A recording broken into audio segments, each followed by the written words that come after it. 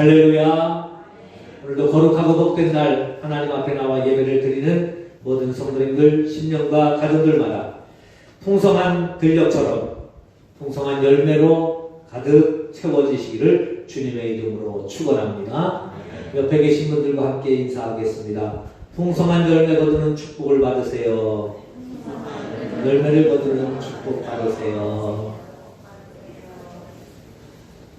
가슴에 손을 얹고 우리 자신을 이렇게 축복하겠습니다. 나는 성령님이 도우시는 사람입니다. 나는 잘 되는 사람입니다. 할렐루야. 이번 한 주간 동안도 성령 하나님의 도우심과 인도하심으로 우리의 삶에 하나님의 길이 열리시기를 축원합니다. 바리새인들은 기회가 되면 예수님을 공격하고 예수님을 모함하기를 힘썼던 그런 사람들입니다. 그런 바리새인들이 예수님을 만날 때마다 예수님이 들려주시는 말씀, 또 자신들이 가지고 온 문제들을 해결해 가시는 그 모습을 보면서 예수님을 도저히 이길 수 없다고 생각을 하면서 예수님을 어떻게 하면 본인 스스로 말의 올무에 걸리게 할까 하는 계획을 가지고 예수님을 찾아옵니다.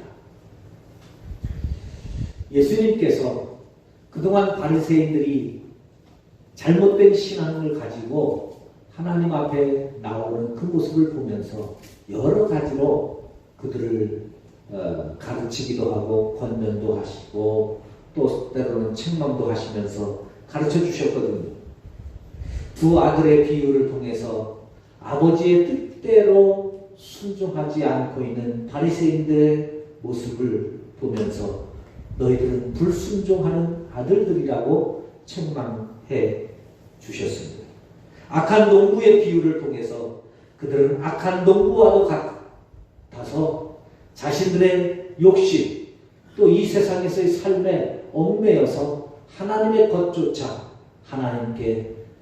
바쳐야 될 하나님의 것조차 바치지 않고 자기의 것으로 삼아버리고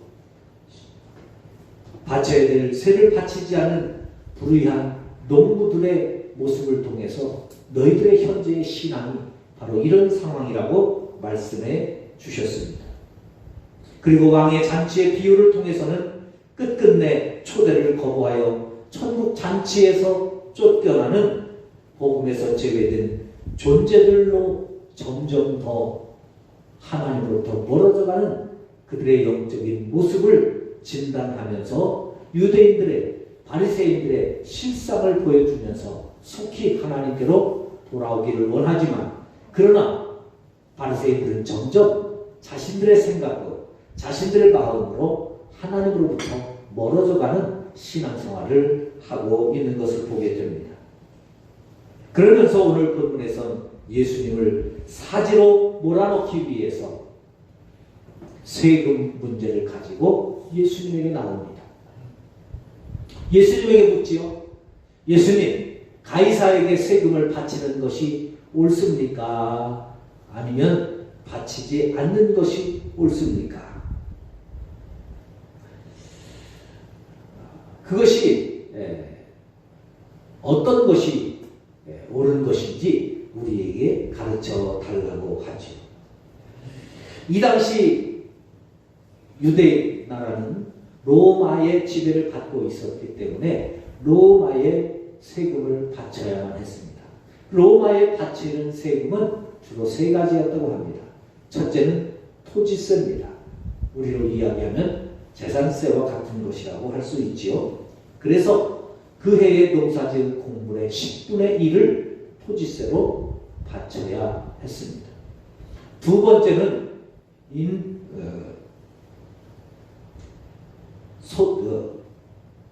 소득세입니다. 그래서 농사를 짓고 또 목축을 하고 해서 얻은 것에 100분의 1을 소득세로 냈습니다.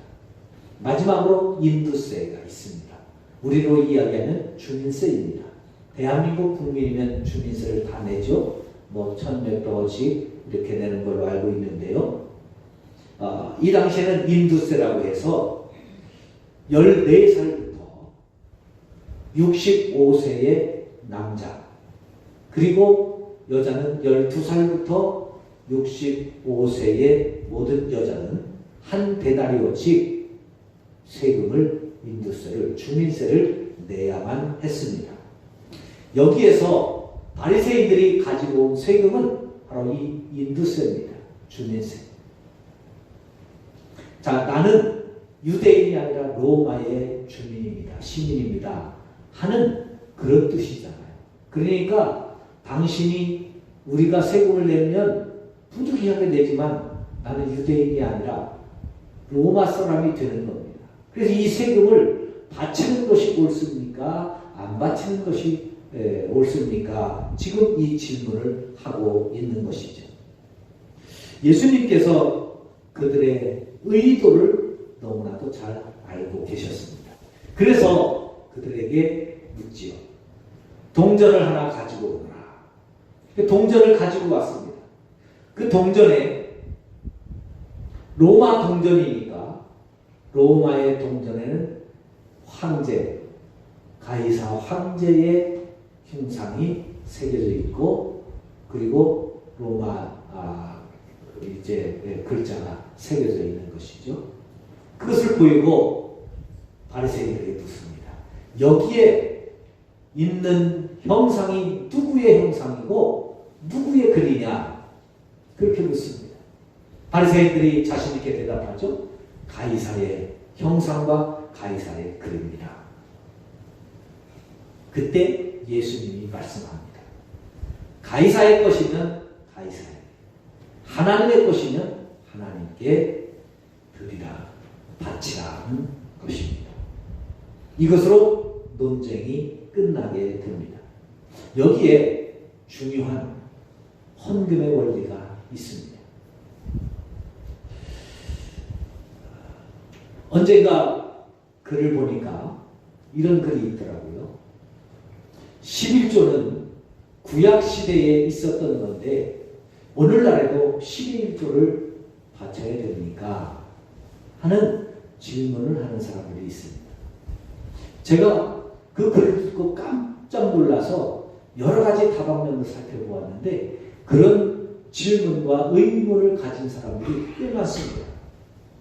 심지어 기독교 방송, TV 방송에서도 그 문제를 다루고 있더라고요.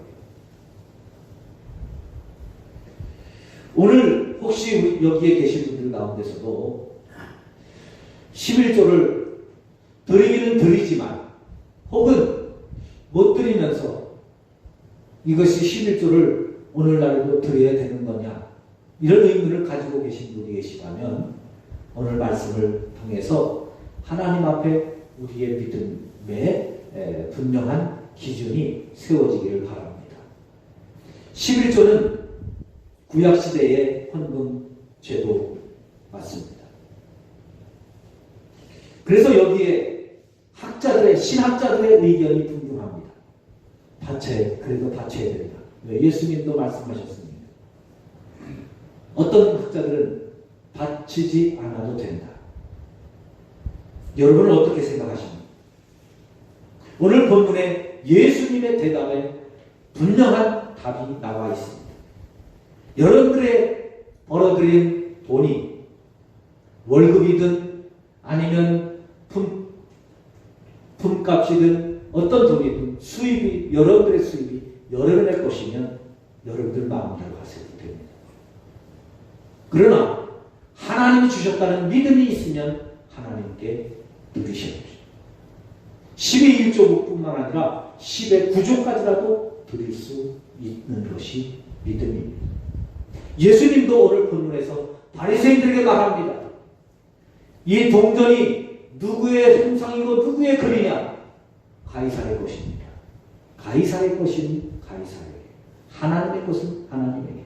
여러분, 내게 주신 물질이 내가 수고해서 내가 벌었다, 내 돈이다 그것 가지고 헌금하며 하나님 앞에 인심 쓰는 것이라면 안 하셔도 됩니다. 그러나 이것을 하나님이 주셨다면, 믿음이 있다면 기꺼이 드리시고 10의 1조 뿐만 아니라 더 큰 것, 더 많은 것이라도 드리세요. 록펠러와 같은 사람은 10의 9조까지도 드렸습니다. 저희도 부족하지만 10의 3조를 드립니다. 물론 교회가 어렵고 힘들기도 해서 그렇기도 하지만 하나님 앞에 드리기를 바랍니다. 더 저희들이 원하는 것은, 저희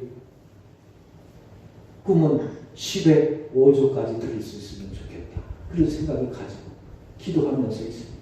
그러니까 여러분들이 목사 사료를 많이 주셔야 많이 드릴 수 있어요.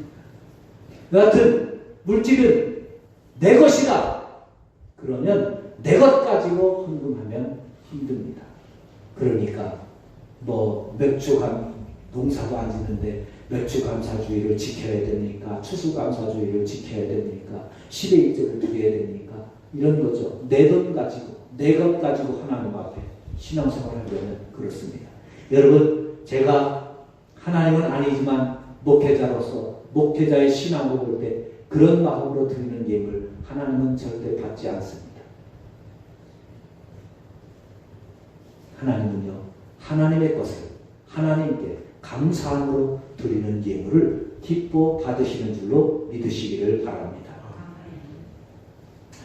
자, 이런 모습을 보면서 잠깐 헌금 문제 말씀드렸고요. 오늘 본문의 주된 내용을 말씀드리려고 합니다. 이 말씀을 살펴보면서 제가 느끼는 것은 심각하다 하는 느낌을 받았어요. 심각하다.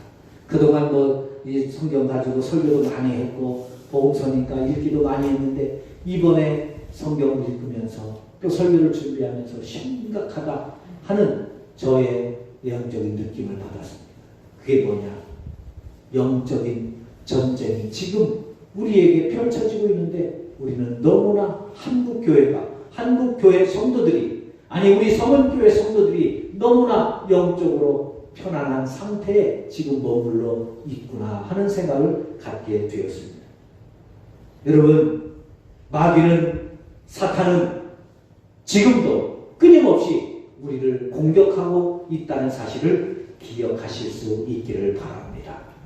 지금은 영적인 전쟁의 시기예요.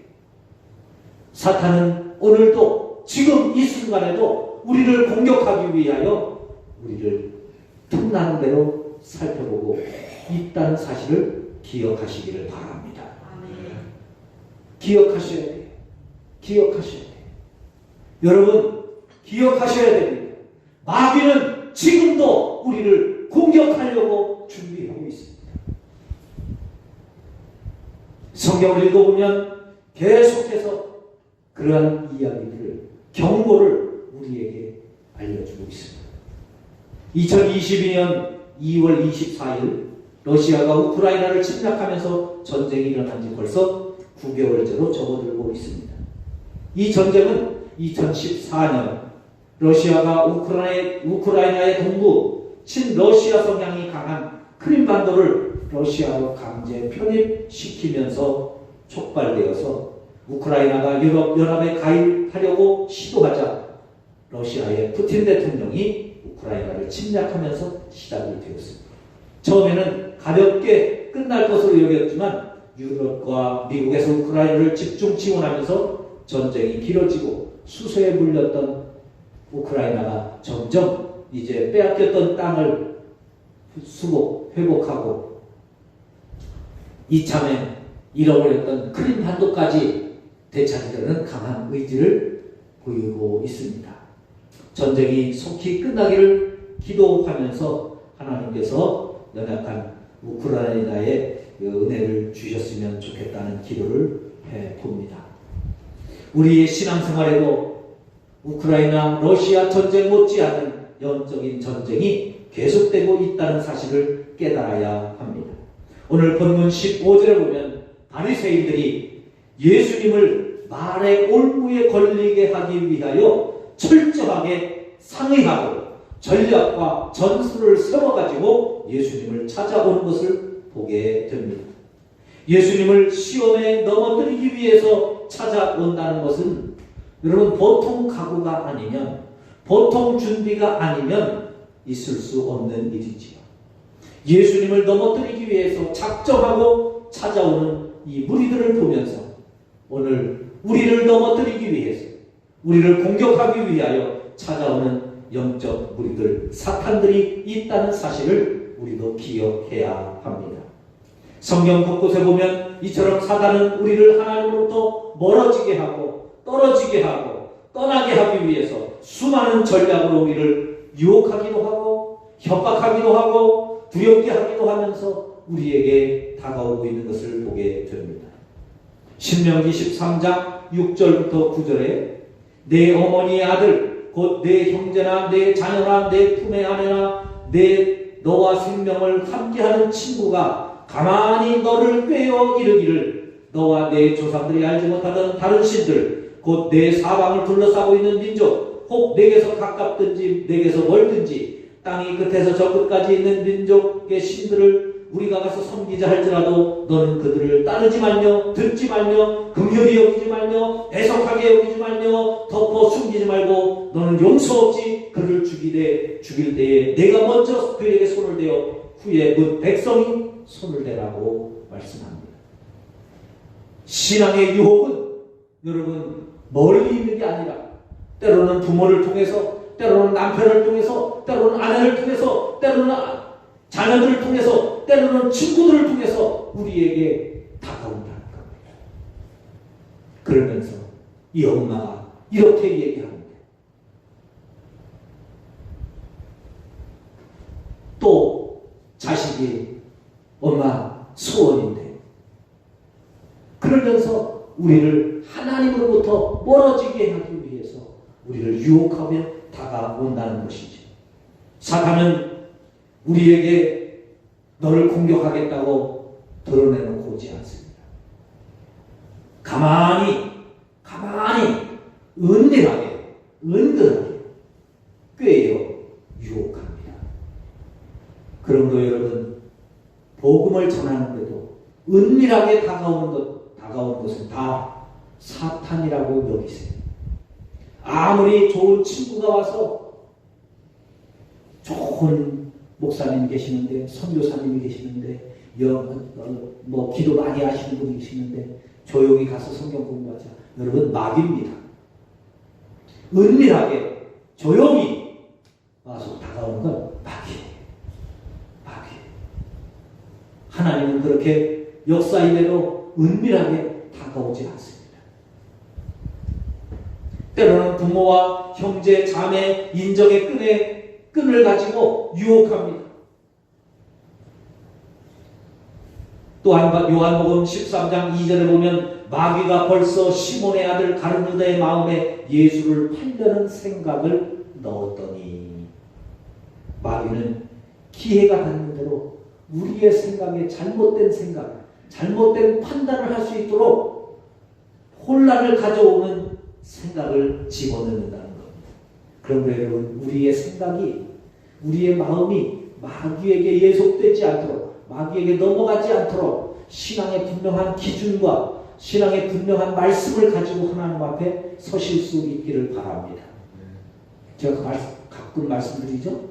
세상에서 제일 무서운 마귀가 섭섭마귀라. 섭섭한 생각이 들면 마귀가 나를 공격하는구나. 그렇게 여기세요. 마귀는요, 우리에게 온갖 여러 가지 생각으로 우리를 하나님으로부터 멀어지게 하기 위해서 별의별 수단과 별의별 생각과 별의별 말들로 또 말씀을 못 듣게 합니다. 그러니까 하나님으로부터 내 마음이 멀어지고 말씀이 내 마음에 들려지지 아니하고 예배를 드리는데 자꾸 예배가 혼란스러워지고 예배에 참여하지 못하게 되고 예배 시간에 우리의 마음이 흐트러지게 되고 하는 것들은 그 순간순간 마귀가 나를 공격하는 거예요. 그러니까 이것을 우리는 빨리 캐치를 하고 내 마음을, 내 중심을, 내 신앙을, 내 믿음을 바르게 잡으셔야 합니다. 그렇지 않으면 넘어가요.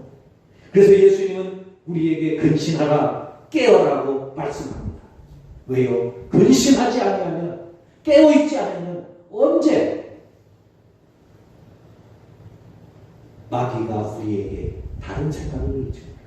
여러분, 마귀가 우리에게 악한 생각을 들 때, 야, 너 오늘 예배당에 가서 누구를 죽이고 와라, 이런 생각 늘 것 같아요? 절대 그렇지 않습니다. 가서 하나님 앞에 예배 드리는데 정신 차리고 예배 잘 드려요. 근데 기분 나쁨이 생기면 예배 시간 내내 그 생각만 하고 있어. 그러는 거예요. 옆에 사람이 뭔가 불편하게 하면 그 짜증내는 녀석 예배에 신경 쓰지 못하게, 집중하지 못하게. 마귀는 그 작은 것 가지고 우리에게 다가오지, 뭐 어마어마한 것 가지고 누구를 가서 때려 죽여라, 누구랑 가서 오늘 예배당 가서 싸워라, 뭐 이런 거지 않아요. 얼마나 교묘해요. 오늘 본문에서 보세요. 아니, 가이사에게 세금을 바치는 것이 옳습니까? 바치지 않는 것이 옳습니까? 이게 마귀의 시험이라고 누가 생각을 하겠어요? 신앙의 의문이라고 생각하지 누가 이걸 마귀의 시험이라고 생각합니까? 근데 마귀는 그걸 가지고 공격해 오는 거예요. 그러니까 내가 지금 마귀에게 시험을 받고 있다는 것 자체도 못 느끼는 사람들이 대부분이에요.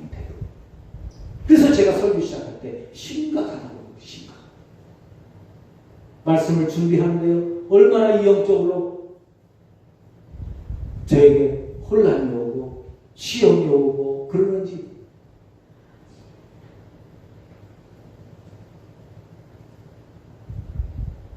하나님께서 왜 그렇게 우상숭배를 싫어하십니까? 왜 우상숭배하는 것을 돌로 치라고 합니까? 왜 그렇게 심하게 말씀하셔요? 사탄의 계략이기 때문에. 여러분, 하나님은 사탄의 계략에 대해서는 철저합니다. 하나님으로부터 멀어지고 말씀을 못 듣게 하고 예배를 못 드리게 하고 방해하는 모든 것들은 마귀의 길이기 때문에. 마귀의 길에 유혹되지 않도록, 넘어가지 않도록 하나님은 근심하여 깨어있으라고 말씀합니다. 요한복음 8장 44절, 너희는 너희 아비 마귀에게서 났으니 너희 아비의 욕심대로 너희도 행하고자 하느니라. 그는 처음부터 살인한 자요, 진리가 그 속에 없으므로 진리에 서지 못하고 거짓을 말할 때마다 제 것으로 말하나니 이는 그가 거짓말장이요 거짓의 아비가 되었습니다. 마귀가 가장 많이 흔하게 쓰는 말 가운데 하나는 거짓말이에요. 때로는 내가 좀 편하기 위해서 거짓말할 때도 있어요. 때로는 나에게 유익을 위해서 거짓말하기 쉬워. 그러나 여러분, 거짓은 마귀의 가장 유용한 전술 전략이라는 것입니다. 아니, 그것이 마귀의 모습이라는 거예요.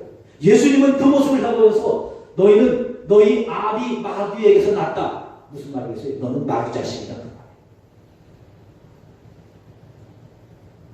사탄은 거짓말로 우리를 유혹한다는 거예요. 그러면 이러한 영적 전쟁에서 이길 수 있는 길이 뭘까요? 사탄과 마귀는 온갖 교묘한 수단과 방법으로 우리를 유혹하기도 하고 두려움으로 위협하기도 하지만 하나님은요, 마귀를 이기는 방법은, 하나님은 화려한 방법을 주시지 않아요. 뛰어나거나 놀라운 방법을 주시지 않아요. 마귀를 이기는 방법이 뭐냐? 그거는 하나님의 말씀에 순종하는 것이라는 겁니다. 여러분, 너무 간단하잖아요. 마귀는 너무 화려하게, 너무 휘황찬란하게, 너무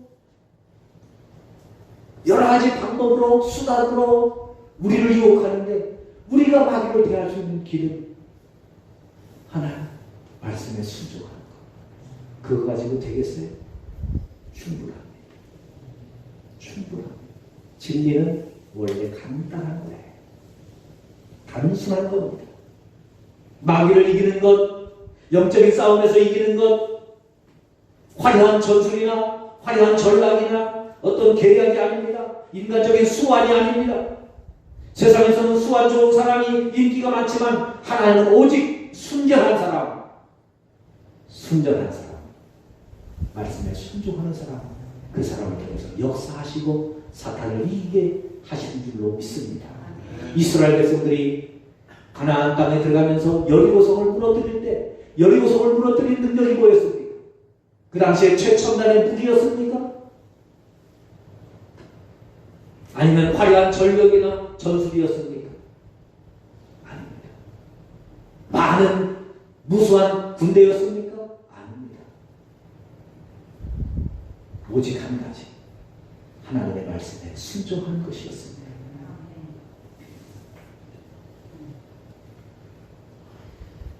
예수님도 오늘 본문에서 사탄의 계략과 전술에 대해서 그들을 이렇게 물리치십니다. 20절, 21절. 예수께서 말씀하시되 이 형상과 이 글이 누구의 것이냐? 이르되 가이사의 것이니이다. 이에 이르시되 그런즉 가이사의 것은 가이사에게, 하나님의 것은 하나님께 바치라.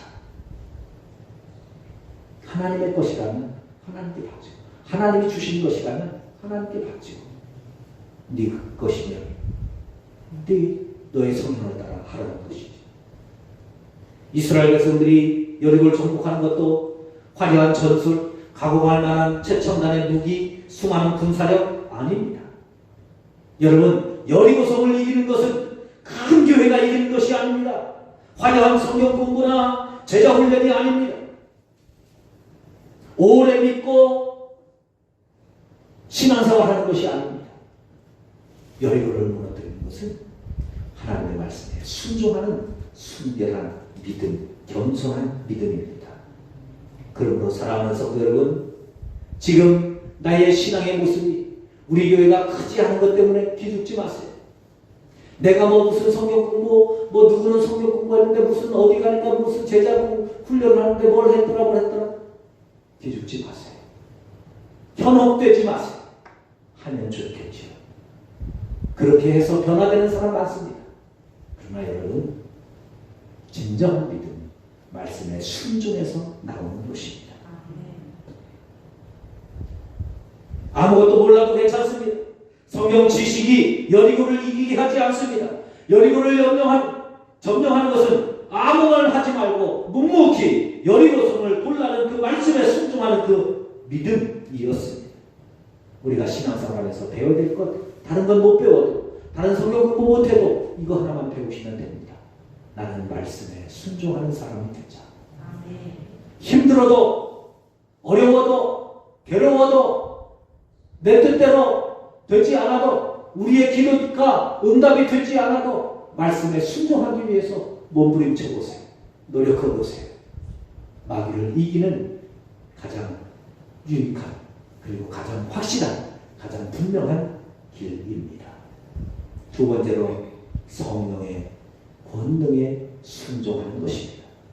마귀를 이기는 확실한 방법, 말씀에 순종하며 성령에 순종하는 것입니다. 말씀의 사람, 성령의 사람이 되는 것입니다. 예수님께서 승천하신 후에 가장 하나님께서 우리 인간을 위해서 가장 먼저 하신 일이 뭔지 아세요? 예수님이 이 땅에 계시다가 3년 동안 공생을 하시고 하늘로 승천하셨어요. 사역을 다 마치고 하늘로 승천하셨어요. 그리고 그 이후에 하나님께서 우리 인간을 위해서 하신 가장 첫 번째 일이 뭔지 아세요? 오순절 성령을 주신 일입니다. 왜요? 너희에겐 예수가 없어도, 예수님이 떠났어도 지금부터는 예수님 없이도 성령의 충만함을 받으면 세상을 이길 수 있다. 정복할 수 있다. 사탄을 이길 수 있다. 그래서 여러분, 성령을 주신 줄로 믿습니다. 그 성령의 역사로 사도행전에서 교회가 생겨나고, 교회가 부흥하고, 성도들이 세상을 이기고 세상을 정복하고, 로마의 지배를 받고 있던, 또 로마의 박해를 받고 있던 기독교가 그 성령의 역사를 통해서 로마를 기독교의 국가로 바꿔버리는 역사가 성령의 능력을 통해서 나타나게 되어진 것을 우리에게 보여주고 있습니다. 그 하나님께서 우리에게 성령을 주시고 뭐라고 말씀하십니까? 사도행전 1장 8절.